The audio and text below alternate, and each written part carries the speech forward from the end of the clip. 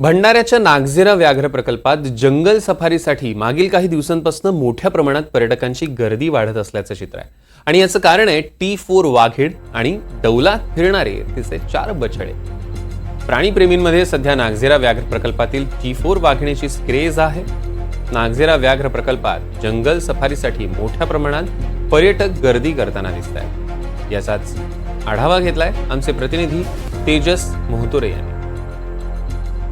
महाराष्ट्र तसा जंगलांसाठी प्रसिद्ध आहे आणि मी तशाच भंडारा जिल्ह्यातील नवेगाव नागझिरा पिटेझरी गेटवर उभा आहे। सध्याच्या घडीला बघू शकता की उन्हाळ्याची चाहूल आहे आणि उष्णता फार वाढलेली आहे। सध्या नवतापासुद्धा सुरू झालेला आहे। एकंदरीत जर बघितलं असेल तर या नवेगाव नागझिरा पिटेझरी जंगलामध्ये T4 वाघीण आली आहे। त्यामुळे अनेक पर्यटकांना तिची भुरळ पडली आहे। त्यामुळे गोंदिया असेल, गडचिरोली असेल, नागपूर असेल, सोबतच पुणे असेल, मुंबई असेल, येथील मोठ्या प्रमाणात जे पर्यटक आहेत गर्दी करण्याचे आपल्याला दिसत आहे। सध्या भला पहाटे अनेक पर्यटक येत असतात आणि वाघांची भुरळ खऱ्या त्यांना पडलेल्या, त्यासोबत अन्य प्राण्यांना सुद्धा त्यांना बघावंसं वाटतं। मी सध्याच्या घडीला पिटेझरी गेटवर आहे। आपल्यासोबत काही फॅमिली घेऊन आलेल्या आहेत जंगल सफारी करण्यासाठी वेळात वेळ काढून।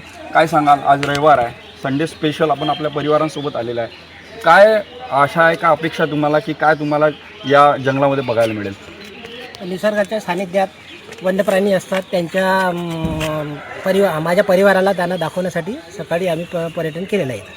काय सांगाल, अनेकदा आपण आलात त्या पहिल्यांदाच तुम्ही आलात तिथे? नाही, या माझं दुसरं टाईम आहे, फॅमिलीचं माझं पहिलं टाईम आहे।